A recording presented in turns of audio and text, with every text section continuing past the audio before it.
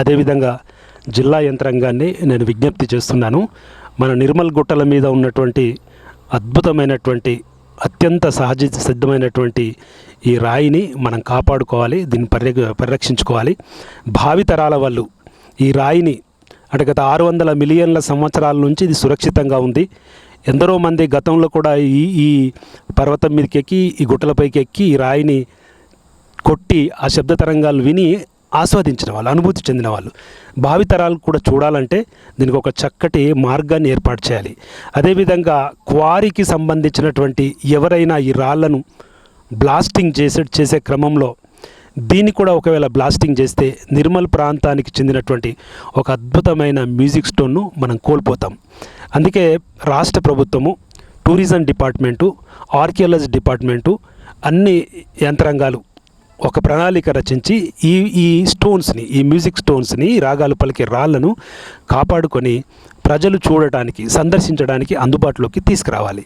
దీనికోసం ఖచ్చితంగా ఒక ప్రణాళిక ఏర్పాటు చేసి దీన్ని పరిరక్షించుకుంటే మనము ఈ ప్రాంతాన్ని, ఈ క్షేత్రానికి సందర్శించే సంవత్సరంలో లక్షలాది మంది భక్తులు వస్తారు, టూరిస్టులు వస్తారు. వాళ్ళందరూ కూడా దీన్ని చూసే భాగ్యం కలుగుతుంది. 600 మిలియన్ ఇయర్స్ బ్యాక్ సంబంధించిన చరిత్ర చెప్తా ఉన్నారు. ఇంకొక రకంగా చూసుకుంటే రాముడు నడియాడిన నేలగా ఈ ప్రాంతానికి పేరుంది. దానికి సంబంధించిన చరిత్ర ఉందా?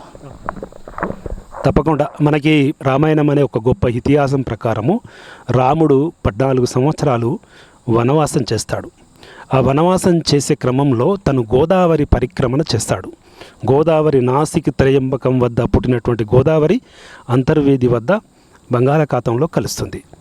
ఈ నది ఎక్కడెక్కడైతే ప్రవహించి అద్భుతమైనటువంటి నాగరికతను, చరిత్రను, సంస్కృతిని, వైభవాన్ని ఈ భూమి మీద అందించిందో ఆ నదిని పరిక్రమణ చేసే క్రమంలో నిర్మల్ జిల్లాలో కూడా వివిధ ప్రాంతాలలో రాముడు నడయాడినట్లు, తను ఈ ప్రాంతంలో ఉన్నట్లు మనకి అక్కడ ఉన్నటువంటి ఆలయాల వల్ల, స్థల పురాణ వల్ల, ప్రజల నానుడి వల్ల తెలుస్తుంది. అందుకే ఈ గుట్టలో ఉన్నటువంటి, మన కింది భాగంలో ఈ గుట్టలో ఉన్నటువంటి ఒక గుహలో అత్యంత సహజ సిద్ధంగా ఏర్పడినటువంటి గుహలో రాముడు సాక్షాత్తు శివలింగాన్ని ప్రతిష్ఠించి దానికి పూజించి ఇక్కడ కొంతకాలం ఉన్నట్లు మనకి స్థల పురాణం వల్ల తెలుస్తుంది.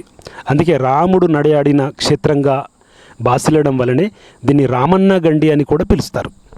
సార్ చెప్పండి, బాసర ఉన్నదానికి వేదవతి శిల అనే పేరు నామకరణం చేయడం జరిగింది. అక్కడ కూడా సరిగమలు పలుకుతాయి, సౌండ్ వస్తుంది అంటారు.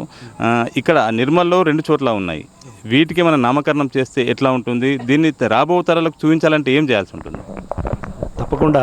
బాసర అత్యంత ప్రసిద్ధికి చెందినటువంటి జ్ఞాన సరస్వతి ఆలయము అది నిర్మల్ జిల్లాలోనే ఉంది. సో ఇప్పుడు ప్రసిద్ధి చెందినటువంటి అమ్మవారి క్షేత్రానికి సందర్శించే లక్షలాది భక్తులు వేదశిలను కూడా పోతున్నారు. ఆ మ్యూజిక్ స్టోన్ను వాళ్ళు వేదశిలగా పేర్కొన్నారు. వేదం అంటే మనకి క్రీస్తు పూర్వము ఒక 3000 సంవత్సరాల క్రితము మనకి వేదాల ఆవిర్భావం జరిగింది. సో అత్యంత పురాతన కాలం యొక్క పేరును దానికి నామకరణం చేశారు. దానికి ఇంకా మనకి పురాణాల చరిత్ర ప్రకారం వేదవ్యాసుడు ఆ ప్రాంతంలోనే ఉండి తను రచనలు చేసినట్లు, మహాభారతాన్ని రాసినట్లు, అదేవిధంగా వ్యాసుడు కూడా ఆ ప్రాంతంలోనే నడయాడి రామాయణం లిఖించినట్లు కూడా మనకి స్థల పురాణ వల్ల, వాంగ్మయం ద్వారా తెలుస్తుంది. కాబట్టి దానికి ఒక బ్యూటిఫుల్ నేమ్, ఒక మైథాలజీ ప్రకారం ఒక అద్భుతమైనటువంటి నామకరణ స్థానిక పండితులు చేసి ఉంటారు. అందుకే దాన్ని వేదశిల అంటారు. అట్లాగే నిర్మల్ ప్రాంతంలో ఉన్నటువంటి ఈ మ్యూజిక్ స్టోన్ కూడా, ఈ రాగాలు పలికే రాయి ఏవైతే ఈ 3 ప్రాంతాలు ఉన్నాయో వాటికి కూడా ఒక అద్భుతమైనటువంటి నామకరణం చేసుకుంటే ఆ పేరు వల్ల, అంటే నామము రూపం వల్ల చూసేవారికి ఒక ఆరాధన భావం కలుగుతుంది, ఒక భక్తి భావం కలుగుతుంది. దాన్ని ఇష్టపడాలి, దాన్ని ప్రేమించాలి, దాన్ని కాపాడుకోవాలనేటువంటి ఒక స్పృహ కలుగుతుంది. కాబట్టి తప్పనిసరిగా ఈ మ్యూజిక్ స్టోన్స్కి మంచి నామకరణం చేసి దాన్ని జనబాహుల్యంలోకి తీసుకెళ్తే వీటిని బ్లాస్టింగ్ చేయకుండా, పాడు చేయకుండా, లేకుంటే దాన్ని డ్యామేజ్ చేయకుండా ప్రజలు భక్తి విశ్వాసంతో చూసే అవకాశం ఉంటుంది. మ్యూజికల్ స్టోన్ ఎక్కడ టచ్ చేసినా సౌండ్ వస్తూ ఉంది.